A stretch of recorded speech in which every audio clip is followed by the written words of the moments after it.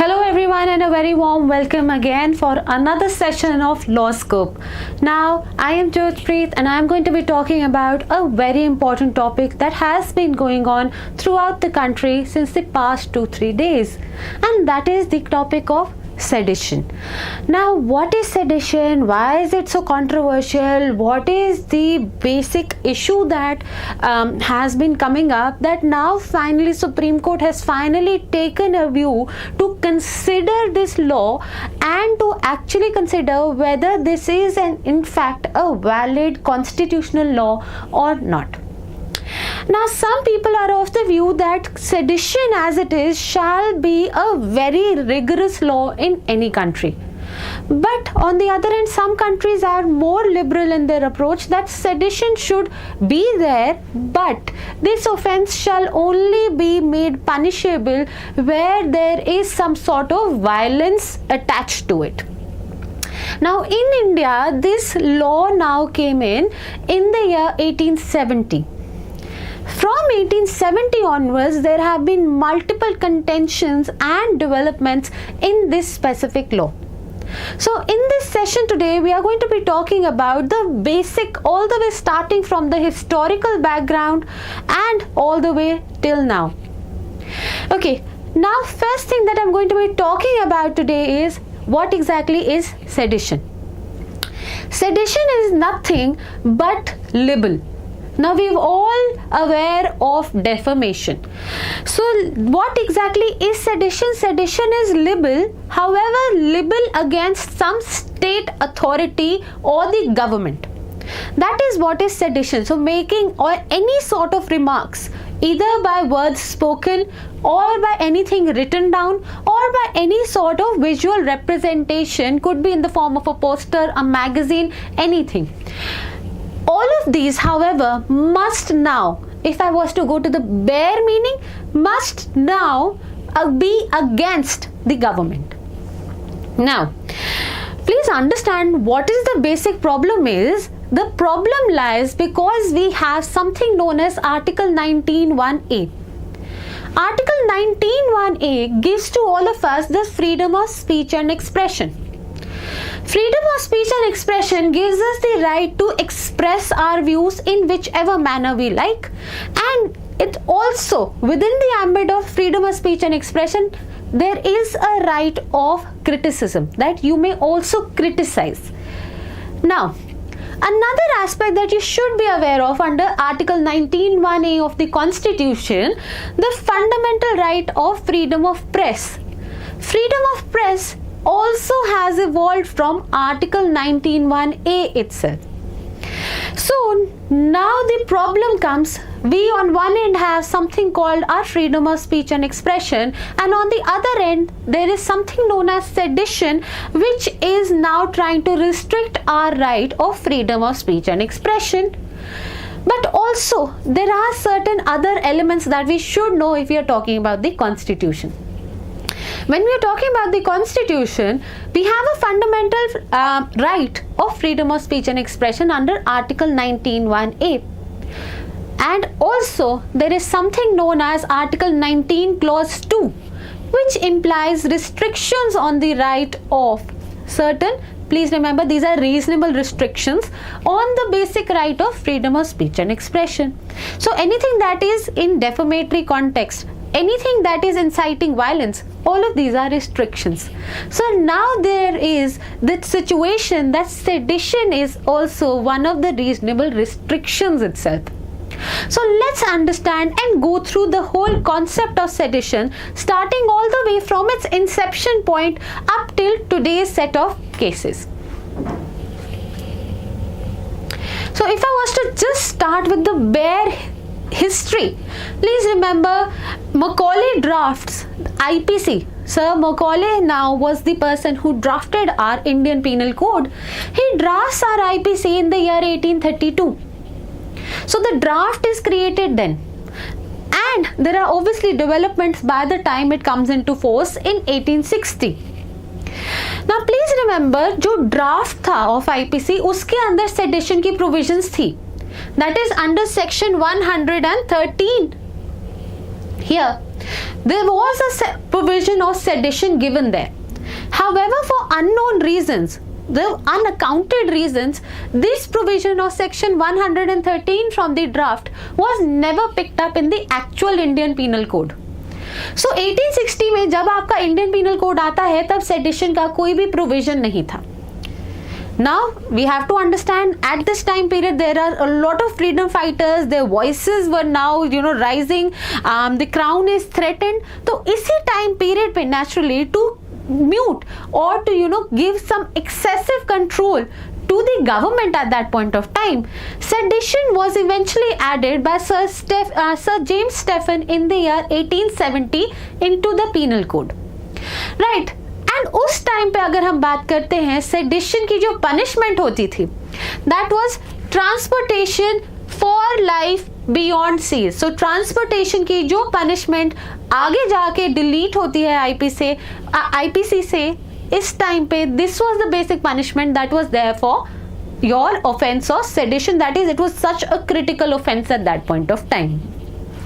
Now let's move ahead and look at your basic definition of sedition as given under the Indian Penal Code.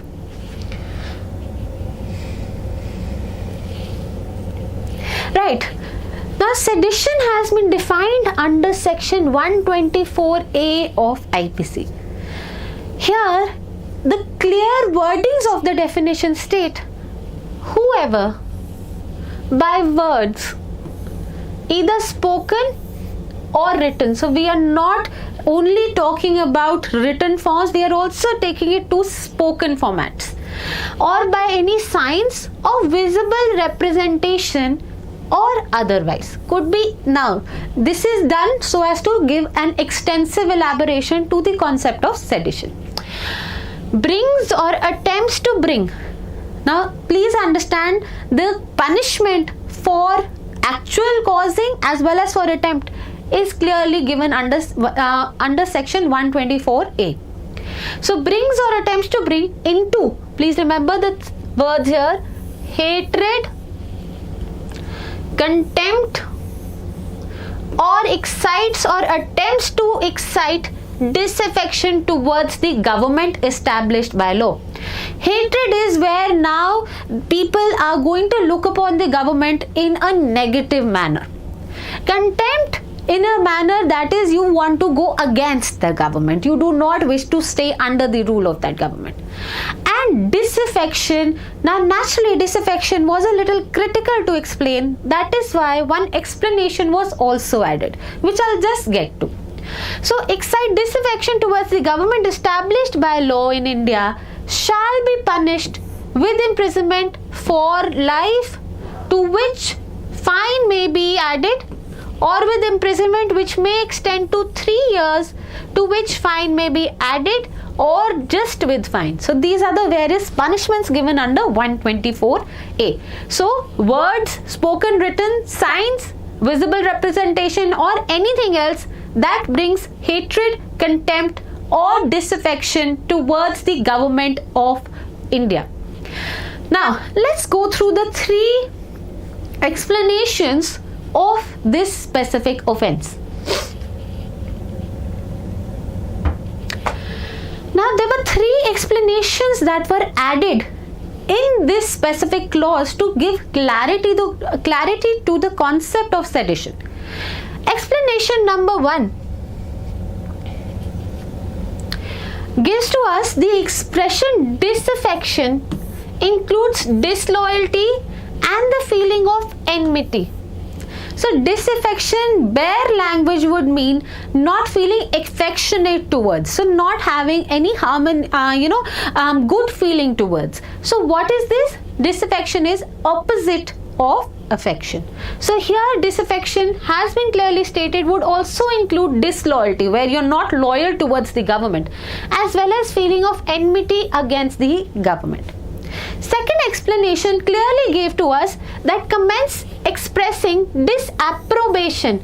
Now we have to clearly understand what is the difference between disaffection and disapprobation. Please understand, disapprobation means legitimate criticism. This has been established through various cases that we will look into after this. Now please understand, we all have the right to dissent. That is, we can criticize the policies of the government without now anywhere showing disaffection. Disaffection is where you are now doing or spreading hatred against the government, right? So we have two more explanations which clearly talks about. Explanation 2 states, commence expressing disapprobation of the measures of the government with a view to obtain their alteration by lawful means. Now please remember, lawful means is what is talked about. Without exciting or attempting to excite hatred, contempt or disaffection does not constitute an offence under this section.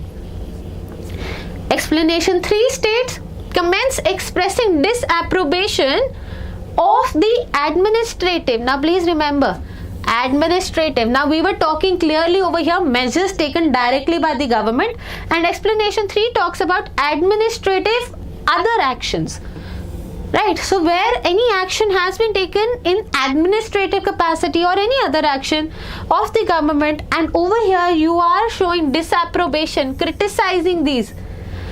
Here, without any attempt of exciting hatred, contempt or disaffection, it will not constitute the offence under this section. Now please remember, there is a slight difference between explanation 2 and explanation number 3.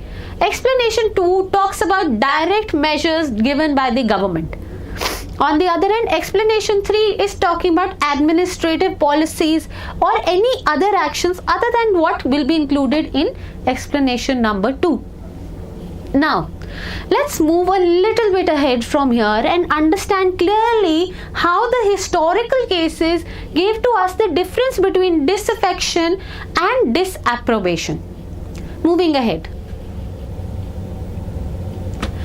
Now, if we were to talk about the historical cases in cases of sedition, there are many cases.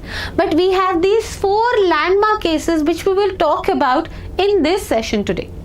The first is Queen Empress versus Jogendra, Chandra Bose and others. This comes in 1892. Second is Queen Empress versus Bal Gangadhar Tilak and Keshav Madhav Rao. This is your 1897. Third, Emperor versus Bal Gangadhar Tilak, 1917. So there was a second case here. And third, we'll talk a little bit about the Mahatma Gandhi sedition case, which happened just a little over 100 years back in 1922. Now here sitting in 2022, so please understand the value of this case has now really influenced us on 11th of May, where the Supreme Court passed an interim order for staying all your cases against sedition. Let's look at what these cases were and what was clearly held in these cases. Now the very first case was Queen Empress versus Jogendra, Chandra Bose and others. Now in this case, basically what happens is the editors of a magazine that is being published in Bengal were now charged with sedition. Their claim was that we had not written anything that was, against the government over here. So basically 2 things were there. Now the Calcutta High Court in this case, they had held these persons. Why? Because there was some articles in their magazines which were seditious in nature, or they were somewhere inciting disaffection against the British government. Now over here what happens is the editors contend. They say that we were the mere editors, we have not written these articles directly. So anyways, responding to that, the Calcutta High Court clearly says that even though you did not write them, but the intention of editing and intention as being the editor, you are allowing the publishing of these to a certain specific crowd which will now be affected. So hence the Calcutta High Court in this case gave a specific judgment in this regard. Let us understand what was clearly stated.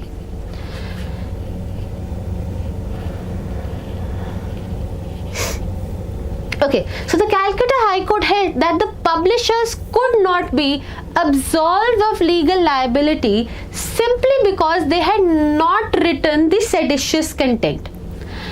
As the circulation of the magazine by them was intended to be read by the targeted audience, which was now naturally allowing them to feel disaffection.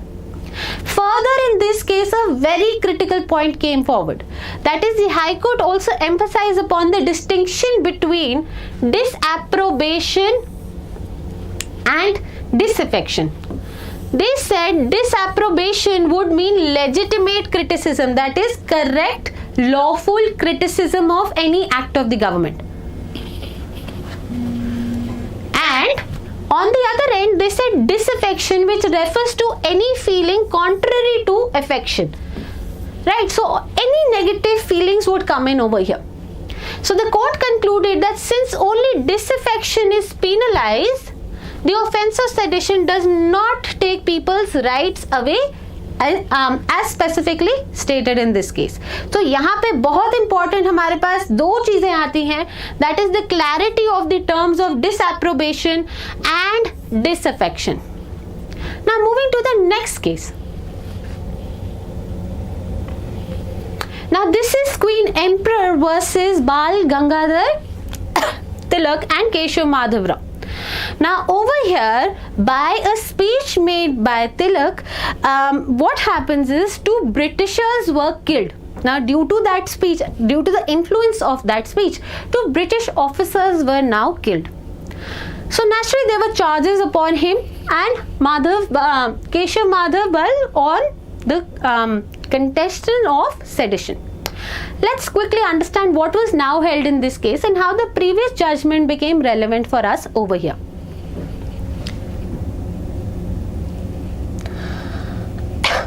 Now, in this case, the Bombay High Court agreed with the definition of disaffection as propounded by the earlier case, that is Jogendra Chandra Bose, and opined. They gave a further opinion that bad feelings towards the government is criminal irrespective of the level of the feelings. So now what happened was they gave, okay, disaffection is clear, alright, but disapprobation, now they said we are not accepting that. What happens? Bad feelings are bad feelings, simple as that. Even if it is criticism, it can be taken into sedition. So what happened? They now narrowed down your scope of free speech. Further, in this case, High Court virtually disallowed all legitimate criticism, and it added that if there need not be any material consequence at all. In this case, yes, there was a consequence, but we do not even need a consequence for holding a person accountable for the offense of sedition. To qualify for the offense, and the court held that in sedition matters, it is the intention, what is the mind, what is the mens rea, that is what is going to make all difference, and that is the primary concern for us, and this is upon which your convictions can be held.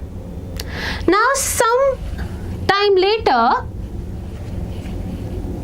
right, so sometime later another case happens in which again Bal Gangadhar Tilak is involved. Now this is in 1917. This is Queen Empress versus Bal Gangadhar Tilak. Now in this there is a article that is written by Bal Gangadhar Tilak demanding for your Swarajya. Hanji, demanding Swarajya, that is self-rule. Now naturally this is something that's again not that was something that was not taken lightly again at that point of time, and there is a sedition case filed. In this, however, in this article, Bal Gangadhar Tilak says two things. He claims complete loyalty to the British Crown, right? But on the second end, or on the other side, he now criticizes the civil services. Right, so he criticizes the civil services. Now his claim in this case came up to be that here I am criticizing not the government, but I am criticizing the civil servant. What does the court have to say in this regard, that here would it amount to sedition if there is any sort of criticism or if there is any sort of seditious comment that gives rise to hatred, contempt or otherwise against the civil servant which is officially appointed by the government. So the court in this case had said, they rejected the contentions by Tilak and held that civil services derived their authority from the state itself, and no such ground for such distinction existed. The High Court, however, now later, please remember, there was some relief given in this case, which was given, which gave a huge blow back to the British government, wherein they said and they clarified that such criticism of the civil servant can be attributed to the state only if it is considered seditious. So it is important if that actual matter is seditious. However, if it is not, then we cannot hold that person liable. Kahin na kahin with this aspect, there was a liberal approach given to sedition. And finally, by this, free speech was somewhat promoted by the end of this case. Then moving ahead, we have finally the Mahatma Gandhi case in the year 1922. Now, Mahatma Gandhi at this point of time is the editor of an article here, that is your Young India. Okay. Now, in this he writes 3 specific articles. Firstly, tampering with loyalty. Second, the puzzle and its solution. And the third one was shaking the mains. Now, he was here, in this case, he was charged with sedition for writing some seditious comments in his articles. He pleads guilty over here. He says that I am guilty of the act of sedition, and accordingly he was punished. But a very important line that came out of this specific case, as stated by Mahatma Gandhi himself, was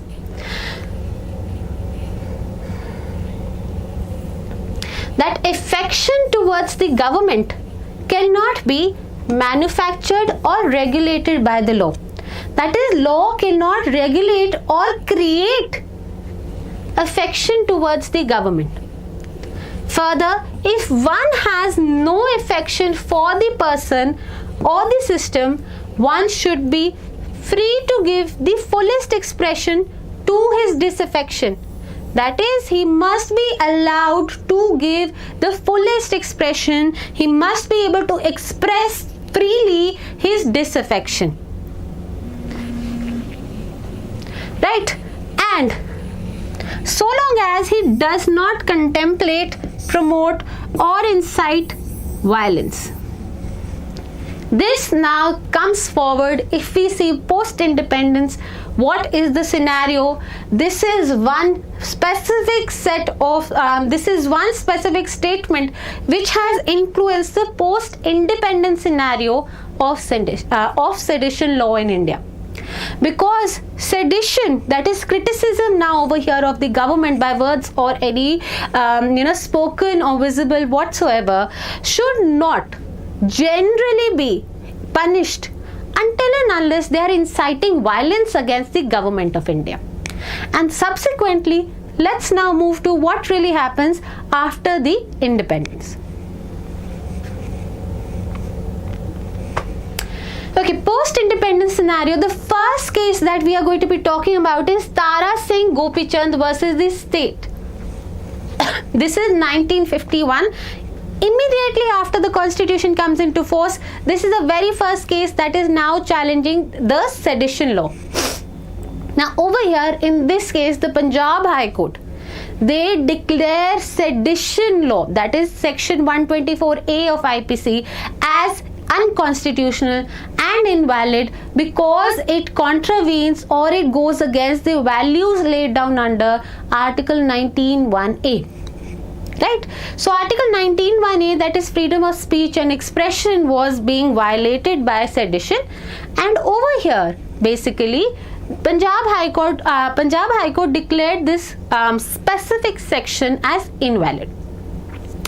Subsequently, the first constitutional amendment is induced by this. In the first constitutional amendment, what really happens is, at this point of time, the government now thinks that we should keep sedition, but what they further do is that in 19 clause 2, that is the restrictions on the right of freedom of speech and expression, where earlier there were only 5 grounds, they included 3 more, now totaling up to 8 total grounds in relation of freedom of speech and expression restrictions. Let's look at what were the old grounds and what were the new ones. Article 19 clause 2, the old grounds were security of state, defamation, contempt of court, decency and morality. Subsequent to the first constitutional amendment in 1951, 3 more grounds were added, that were public order, relation with foreign states, and very important for us, incitement to an offense. That is right. So that is very important for us. That is where there is violence being induced, and also public order. Now please remember, these were the new grounds, now making the scope of your Article 19(1)(a) slightly restricted as compared to what it was earlier. Let's move to some more cases.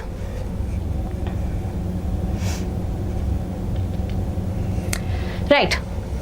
Now comes the case of Kedarnath Singh versus the state of Bihar in 1962.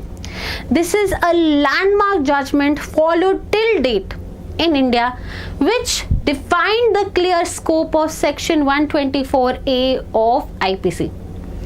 Now over here what happened was, a person belonging to an opposition party, he made some remarks against the ruling party, right, and they were quite seditious in nature. They were quite against the ruling party members. He had also used some abusive content in that. So over here, finally, upon various appeals, finally this case goes to the Supreme Court, and the Supreme Court, under a 5-judge bench, right, they give a clear judgment in which they state that section 124A of IPC is constitutional as well as valid. So here please remember, there being sufficient restrictions given in Article 19 clause 2, section 124A of IPC is absolutely valid. But they added a very important and crucial point to this clause, that is 124A. A judicial direction was given over here, which was, the apex court clarified that section 124A could not be used to stifle free speech given under Article 19(1)(a), and could only be invoked if it could be proven that the seditious speech in question led to the incitement to violence or would result in public disorder. So 2 very important perspectives now came out of this judgment. Firstly, 124A is valid. Secondly, if we wish to put a charge of section 124A, we have to prove that the words used led to incitement of violence or would have resulted in public disorder. If none of these can be proved, then we cannot give a rightful charge of sedition on any person. So this is where now Supreme Court gave a strong stand in case of sedition cases. Now moving a little bit ahead.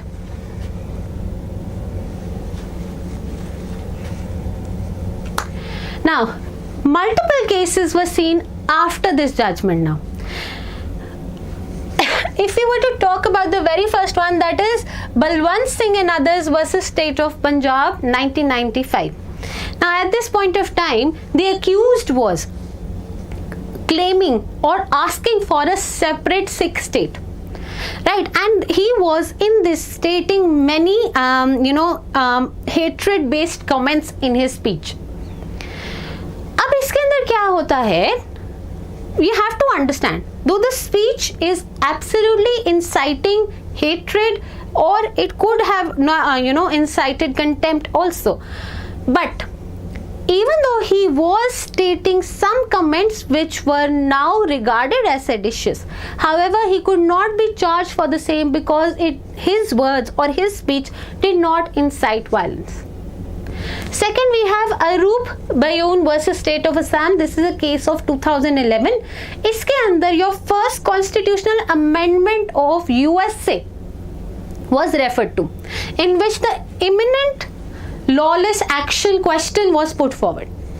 Imminent lawless action says that basically the test states that all speech shall be free unless it amounts to or gives rise to a lawless action. So this is now what was taken up in this case, and this person was now acquitted. Now just in 2020, Vinod Dua, a renowned journalist, versus Union of India, a case was filed against him where he had made some comments against the ruling party in their handling of the COVID-19 situation along with the migrant worker situation. He too was acquitted by the court. So now we are seeing that out of the majority of the cases, NCRB has given us the data that basically from 2016 up till date, the number of cases filed under sedition law has increased by over 160%. On the flip side, if we were to talk about convictions on the basis of seditions, they have reduced from about 33% to only a minor 3%. Question comes up over here, whether the governments are making misuse of the sedition law. Is it really a pre-colonial law? Actually, do we really need a sedition law or not? That is why now, please understand, the court is putting an actual consideration on this matter. There are several countries, if we were to talk about, for example, UK, from where we established our law, most of it. UK itself abolished the sedition law in the year 2010. If we were to talk about some other countries, yes, Australia as well as Singapore, they both abolished the sedition law. So we are moving towards a basic structure where we are willing to believe that in a democratic country, in a democratic state, sedition has no place. However, where such seditious comments will amount to violence, there needs to be some form of check. Now with this, I will leave all of you with a thought of what you all think of the concept of sedition with the background that we now have clearly studied in detail. That is all for today's session. For more such videos, do log in to our Hitbullseye channel and subscribe to our channel, Hitbullseye. Thank you.